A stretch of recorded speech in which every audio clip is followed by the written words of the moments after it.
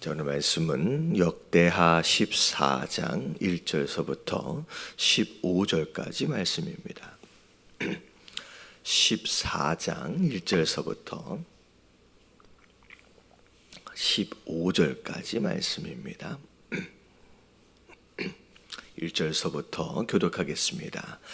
아비야가 그의 조상들과 함께 누훔에 다윗 성에 장사되고 그의 아들 아사가 대신하여 왕이 되니 그의 시대에 그의 땅이 10년 동안 평안하니라.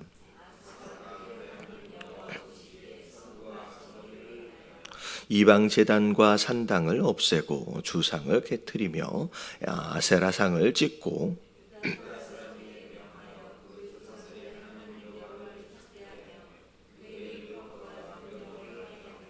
또 유다 모든 성읍에서 산당과 태양상을 없애매 나라가 그 앞에서 평안함을 누리니라.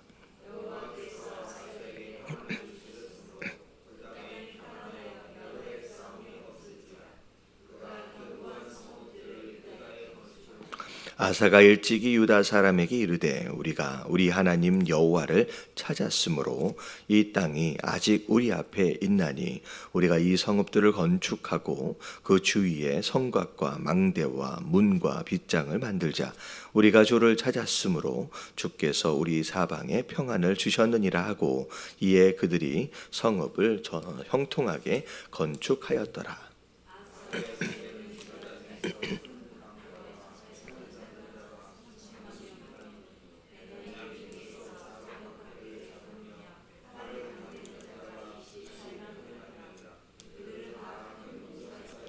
구스 사람 세라가 그들을 치려하여 군사 100만 명과 병거 300대를 거느리고 메레사에 이르매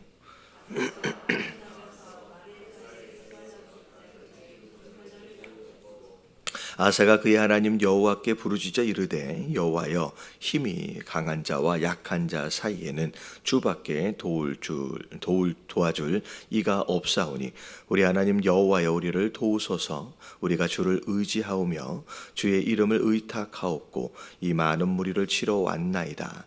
여호와여 주는 우리 하나님이 시오니 원하건대 사람이 주를 이기지 못하게 하옵소서 하였더니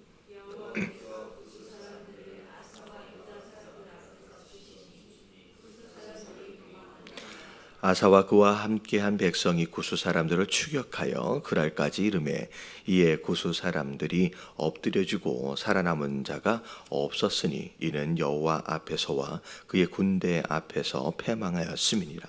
노력한 물건이 매우 많았더라.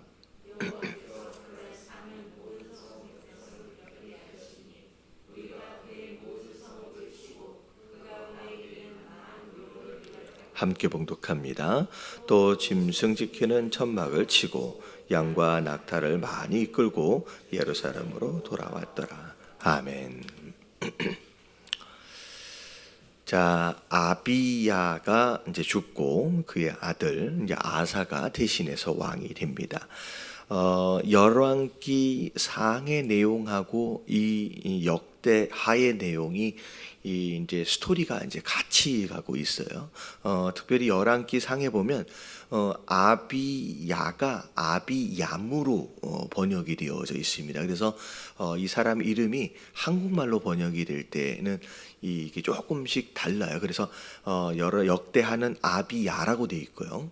열왕기 상에는 아비얌이라고 되어 있습니다. 근데 이 두 사람이 동일 인물이에요. 그래서 나름대로 이제 아비야가 이제 하나님 앞에서 그렇게 온전히 행하려고 애를 썼는데 그의 아들 아사가 대신해서 왕이 되어져 있는 이 상황, 아사는 이제 열왕기 상에도 마찬가지고 비교적 좋은 왕에 속해 있습니다. 그래서 하나님이 그의 시대에 이제 오랫동안 이제 10년 동안 평안함을 허락하셨는데 이제 2절에 보니까 그렇게 평안함을 허락하셨던 이유가 무엇이었느냐?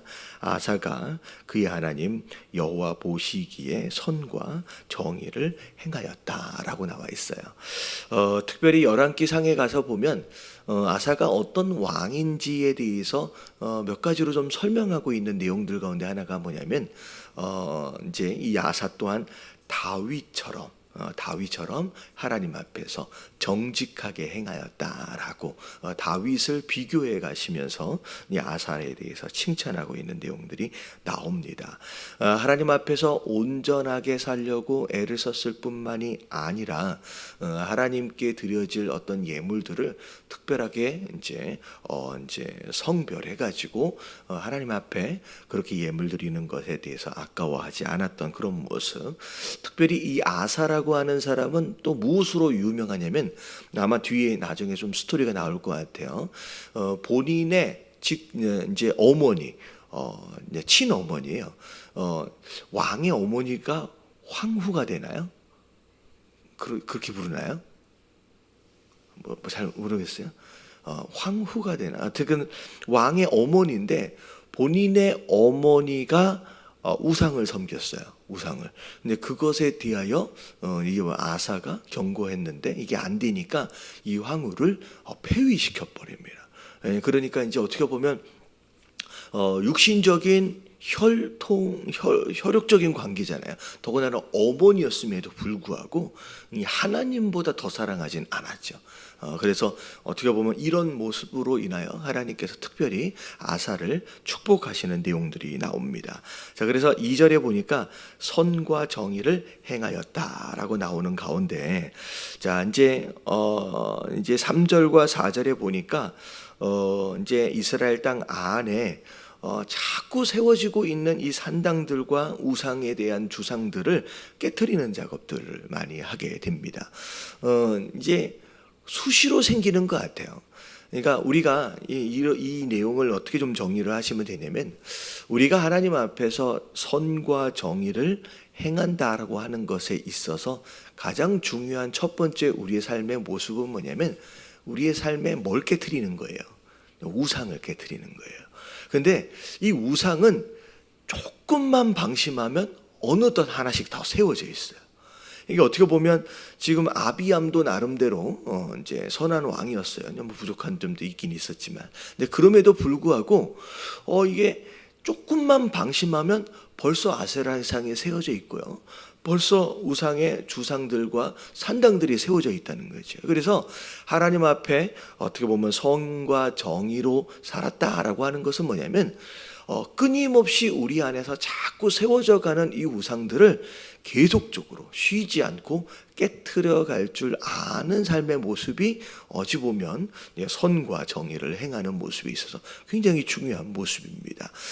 제가 자주 말씀드리는 내용들 가운데 하나가 뭐냐면, 우상이 뭐냐? 나는 절에도 안 다니고 나는 뭐 우리 집에서 특별히 뭘 세워놓고 비나이다 하는 것이 없는데 나는 우상이 없네. 뭐 그게 아니죠. 하나님보다 더 사랑하고 하나님보다 더 의지하고 하나님보다 더 중요하게 생각하는 것이 있다라고 한다면, 그게 물질이 되었든 그게 세상의 성공이 되었든 그게 인간적인 관계가 되었든 사람이 되었든 그게 점점 우리 삶의 우상이 되어질 수 있어요. 그래서 나는 절대 그렇지 말아야지. 그러니까 나는 물질이 우상이 되지 않도록 하기 위해서 내려놓는데 어느 순간 이게 우상이 되어져 가는 거예요.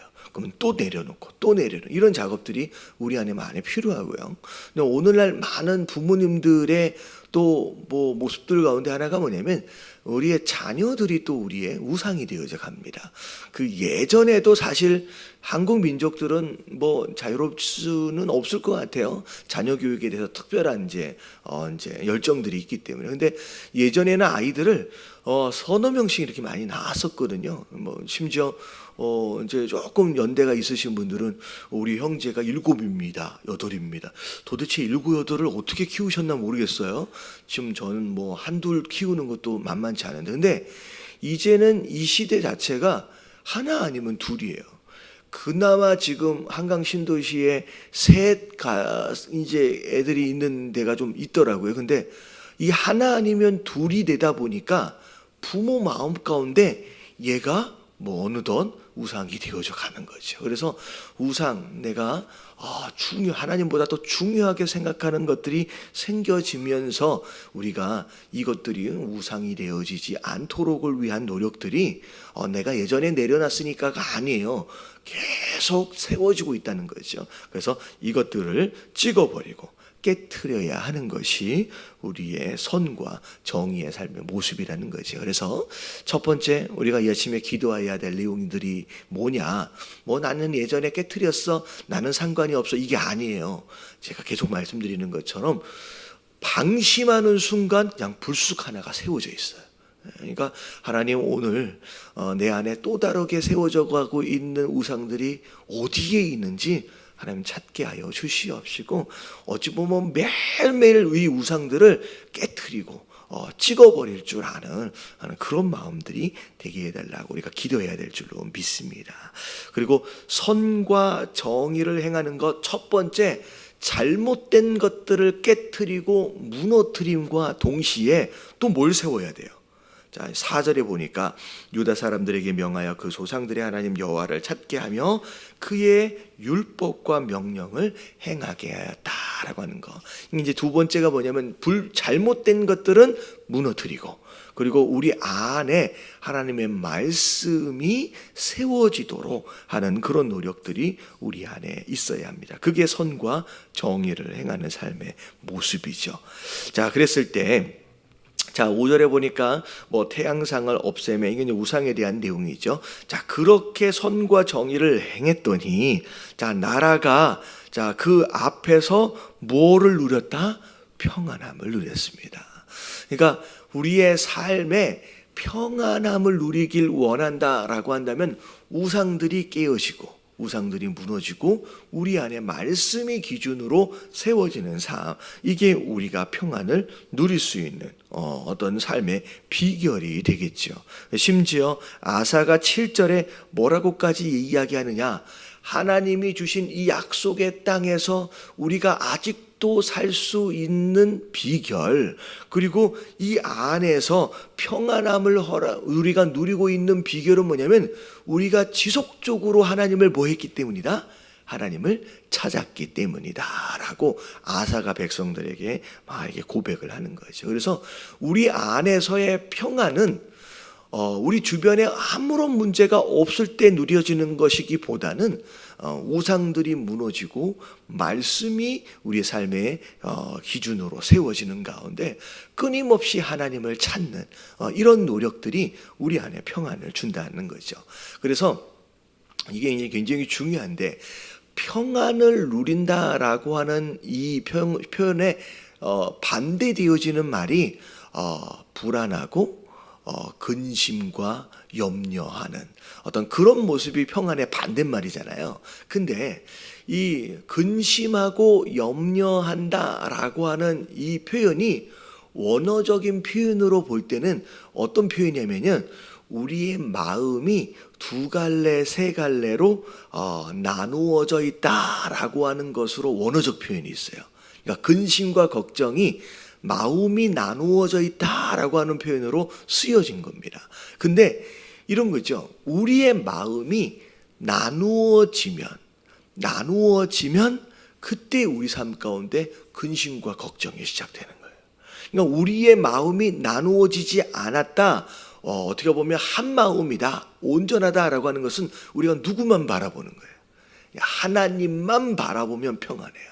근데 하나님만 바라보지 않고 우리가 우리의 마음을 하나님 또는 그 무엇인가의 다른 마음으로 나누어지는 순간에 그때부터 무슨 일이 벌어지면 우리 마음 가운데 근심과 걱정이 시작된다는 거죠. 그래서 우리가 전에 마태복음 이제 전에 말씀을 잘 들여다보면 이런 말씀이 있어요.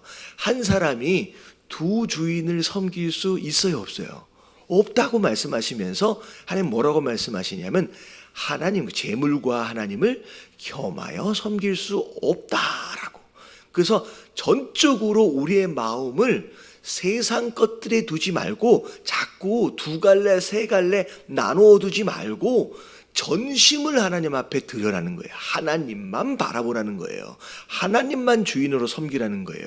근데 그 말씀이 있고 난 바로 뒤에 말씀이 무슨 얘기가 나오냐면, 자, 무엇이든지, 자, 먹을 것이 되었든 입을 것이 되었든 마실 것이 되었든 뭐 하지 말라? 염려하지 말라고 한 말씀이 바로 뒤따라와요. 그러니까 다시 말하면 우리가 하나님만 바라보지 않고 우리의 마음을 나누어서 하나님이 아닌 다른 것에 우리의 마음을 두기 시작하면 그때부터 뭐에 대한 근심 걱정이 시작돼요. 먹고 마시고 입는 것에 대한 걱정과 근심들이 시작된다는 거죠. 그래서 오늘 이 아사의 이야기를 통하여 왜 이 나라가 10년 동안 평안했을까? 이거는 이것저것 무엇인가를 다 잘해서가 이기보다는 이 아사와 이 국민들이, 백성들이 갈라지지 않는 마음, 온전한 마음으로 하나님만 바라봤기 때문에 그때 평안함을 누리게 되었다라고 하는 것이죠. 그래서 오늘 이 하루를 살면서 사실은 그래요. 근심과 걱정할 만한 일들이 없는 인생은 없어요. 근데 그런 상황에 있음에도 불구하고 평안함을 누리는 비결이 사실 신앙이거든요. 여러분, 이 평안함을 누리시길 원하신다라고 한다면 여러분, 우리의 마음을 나누지 마시고 온전히 정말 전심으로 누구만 바라봐요? 하나님만 바라요. 정말 그 하나님만 바라보기 위해서 자꾸 세워져 가는 그 우상들을 부서뜨리고 깨트리고 찍어버리는 그런 노력들이 우리 삶 가운데 끊임없이 있어야 되고요. 사실 말씀을 우리의 삶의 기준으로 세워가는 노력이 사실 이 아침에 예배하는 노력이에요.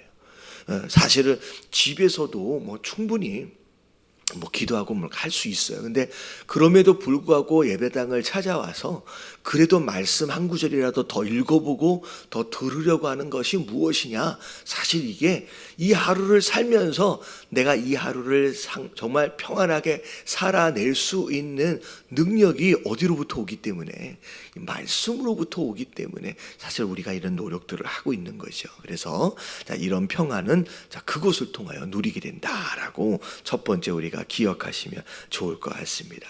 자, 그런 가운데 8절을 보니까 전쟁이 또 일어났습니다. 전쟁이 없을 수는 없어요. 우리가 하나님만 바라본다고 우리 삶 가운데 그야말로 아무런 문제가 일어나지 않을 수는 없습니다. 문제들이 일어나죠. 근데 이 문제들을 통하여 또 사실 또 하나님을 경험하게 되는 기회가 됩니다. 자, 아사의 군대의 숫자를 세어보니까 유다 쪽에서 30만 명이에요. 그리고 베냐민 쪽에서 28만 명입니다. 전체를 합하니까 이제 58만 명이 되지요. 이 전에 이렇게 왕으로 있었을 때 이 북이스라엘하고 싸울 때의 내용들을 보니까 북이스라엘에서 80만 명이 쳐들어 내려오고 유다는 몇 명을 준비했었어요? 40만 명이에요. 어떻게 보면 약간 시대가 좀 흘러가기는 했지만 나름대로 이 아사가 왕으로 있었을 때 이제 군사적으로도 제법 많이 성장한 모습을 이제 볼 수 있게 되죠. 58만 명이나. 근데 이 쳐들어온 군대의 숫자를 비교해 보니까 이게 또 비교가 안 돼요. 이게 말씀을 참 보면 항상 하나님의 백성은 항상 모자랐어요. 그러면 이게 항상 그랬던 것 같아요. 항상. 그러니까 어떻게 보면 북이스라엘하고 싸웠을 때도 북이스라엘의 2배나 많았었거든요. 그러니까 이 적들이 쳐들어왔을 때 거의 언제나 하나님의 백성은 항상 군대가 모자랐습니다. 반 이상 모자라. 이거 보니까 몇 명 데리고 내려왔어요. 이게 구수에서 100만 명을 데리고 내렸어요. 이 비교가 안 되죠. 어마어마한 숫자의 군사가 이제 구수 사람 세라가 이제 몰고서 쳐들어오게 됩니다. 근데 결국 이런 내용들을 보면 교회는 항상 세상보다 약해요. 이게 이제 눈에 보이기에 약해요. 그렇다고 교회가 세상을 서장하게 지지는 않습니다. 그러니까 우리가 왜 이 세상보다 약할까? 우리가 왜 세상 사람들보다 부족한 게 많을까? 그러면 이거는 거의 하나님이 허락하시는 상황인 것 같아요. 어떻게 보면 일반적으로 부족할 수밖에 없는 눈에 보이는 상황들을 허락하시는 가운데 하나님이 그분의 일들을 우리 삶 가운데 행하셔서 또 승리로 이끌어 가시는 좀 영적 원리를 우리에게 배우게 하시는 것 같습니다. 그래서 항상 모자라요. 근데 이제 이번 기회도 마찬가지죠. 아사가 이제 골짜기에 모여서 함께 이제 전쟁을 하게 되는데 11절에 보니까 아사가 누구에게 기도합니까? 이게 전에 그 아버지처럼 정말로 하나님께 기도합니다. 뭐 전략 부분도 뭐 사실 모자랄 수밖에 없지만 뭐 강한 자와 약한 자 사이에서 힘 주실 분은 여호와 하나님뿐이지 않겠습니까? 라고 하면서 하나님만 의지해요. 그래서 절대 사람이 하나님을 이기지 못하도록 하여 주시옵소서라고 굉장히 특별한 어떤 표현의 기도를 이제 하게 되죠. 자, 그러니까 이제 12절에 보니까 어떻게 됐어요? 하나님이 구수 사람을 직접 치시게 되는 것으로 말미암아 이 어마어마하게 큰 대승을 거두게 됩니다. 그래서 심지어는 그 100만 명을 몰고 내려왔는데 나중에 이제 표현을 이제 33절의 중간을 보니까 이에 구수 사람이 엎드려지고 살아남은 자가 없었다라고 표현이 되고 있어요. 그러니까 100만 명의 굉장히 대다수의 많은 군사들이 거의 죽임을 당하는 그런 일이 벌어지죠. 자, 그리고 나서 그 어마어마한 승리와 더불어서 이 군대를 쫓아가 가지고 그들이 가지고 있던 굉장히 많은 전리품들을 빼앗아 오고 그 구수가 차지하고 있던 많은 성읍들조차도 빼앗아 오게 되는 큰 성과를 이제 거두게 됩니다. 그래서 결국 하나님의 도우심으로 말미암아 어찌 보면 10년 동안 아무런 문제가 없는 평안함도 누렸고요. 그리고 또 문제가 있었지만 그 안에서의 승리와 또 다른 의미에서의 평안도 이 아사가 경험을 하게 된 것이죠. 그래서 오늘 함께 기도하실 때 하나님, 문제가 있든 문제가 없든 상관이 없이 그냥 이 하루도 우리의 마음 가운데 평안함을 누리는 자가 되게 하여 주시옵소서. 그래서 우리의 마음이 갈라지지 않게 진짜 딱 하나로 전심으로 하나님만 찾는 자, 그래서 내 안에 자꾸 세워지려고 하는 이 우상들을 끊임없이 깨트리고 무너뜨리는, 정말 말씀이 우리 삶 안의 기준으로 세워지기를 노력할 줄 아는 그런 성도들이 되게 될 수 있도록 해달라고 이런 기도하시고요. 제가 생명의 삶 뒤의 내용들을 보니까 이런 내용이 있더라고요. 이제 어떤 사람 예가 이제 나오는데 그 어떤 사람이 목에 혈괴라고 피가 자꾸 뭉쳐가지고 이게 혹으로 변하는 그런 병을 알았대요. 그래서 여기에 이제 목에 어린 아이 머리만한 혈괴가 생겨가지고 계속 커지는 거예요. 근데 이 혈괴로 인하여 사람 앞에 이제 나중에 하나님 만나고 하나님께 기도하는데 하나님이 이 병을 내가 낫게 해주겠다라고 이제 감동을 주셨다는 거예요. 그런데 감동을 주셨는데 그게 너무 확실하게 감동을 받아가지고 내가 치유되었다라고 스스로 이제 그걸 믿음으로 받았대요. 근데 신기하게 이게 나았으면 이게 어떻게 돼야 돼요? 이게 이 혹이 없어져야 되잖아요. 근데 없어지지는 않고 그냥 계속 있는 거예요. 근데 그 사람 마음은 나는 이미 병이 나았다라고 그냥 계속 믿어지고, 근데 이 사람은 눈에 보이는 이 혹의 정체는 상관하지 않고 그냥 하나님이 주시는 그 마음을 그냥 믿고 그 감동을 믿고 나는 나았다라고 선포를 했어요. 근데 어떤 이제 집회들이나 이런 데에 이 사람이 참여를 하면서 뭐라고 계속 간증을 했냐면 하나님이 나를 치유하셨다라고 계속 간증을 하는 거예요. 근데 사람들은 뭘 봐요? 치유하셨다라고 하는 그 사람의 간증을 보는 게 아니라 아직 남아있는 이 혹을 계속 보는 거죠. 그 나중에 첫째 해도 계속 간증을 하는데 안 없어지고, 둘째 해도 와가지고 또 간증을 하는데 아직 없어지지를 않았는데도 불구하고 계속 간증을 나왔다고 간증을 하니까 사람들이 그 사람 보고 정신 나간 사람이라고, 이제 그만하라고, 아직 안 나았다고 그렇게 얘기를 하더라는 거예요. 그래서 그 사람이 나는 분명히 나았는데, 분명히 하나님 나한테 응답을 주셨는데, 사람들은 자꾸 뭘 보는 거예요? 눈에 보이는 혹을 계속 보는 거예요. 그래서 그날 밤에, 그러니까 그날 낮에 간증을 했는데 사람들이 미쳤다고, 그만 이제 간증해도 된다고 하지 못하도록 했대요. 근데 그날 저녁에 하나님 앞에 가가지고 기도했대요. 하나님, 나는 분명히 믿습니다. 나는 이미 나았다라고 하는 걸 믿는데 사람들은 계속 뭘 본다는 거예요? 이 혹을 보지 않습니까? 하나님, 어떻게 좀 해주세요. 그러니까 진짜로 이 혹이 그날 밤 없어져 버렸어. 이게 없어져 버려. 그 다음날 아침에 그 집회를 참여해가지고 갔는데, 어제 밤만 해도 이만한 혹, 어린아이의 머리말만 하는 혹이 있었는데 아침에 어떻게 됐냐면 이게 사라져 버렸어. 이거 어떻게 됐겠어요? 이 사람들이 깜짝 놀랐죠. 근데 중요한 건 뭐냐면, 이 없어진 게 중요한 게 아니라 우리는 자꾸 뭘 보냐라는 거죠. 눈에 보이는 혹을 보고, 눈에 보이는 문제를 보고 아직 나는 평안하지 못하다는 거예요. 아직도 나는 문제가 해결이 안 됐다는 거예요. 여러분, 눈에 보이는 혹을 보지 마시고, 여러분, 하나님 우리에게 허락하시는 이런 말씀에 집중하시게 되길 주님의 이름으로 축원합니다. 이건 그냥 현상일 뿐이에요. 낫도록 하지. 우리의 묵신의 병도 마찬가지예요. 어떤 분은 그냥 10년째 계속 허리가 아파. 근데 하나님 분명히 낫겠다, 낫게끔 하셨다라고 하는 응답을 주시는데 계속 눈에 보이는 것으로 말미암아 나는 아픈 사람이야. 스스로 막 주문을 걷는 사람이 있어요. 나는 아직 안 나았어. 여러분, 그렇지 않아요.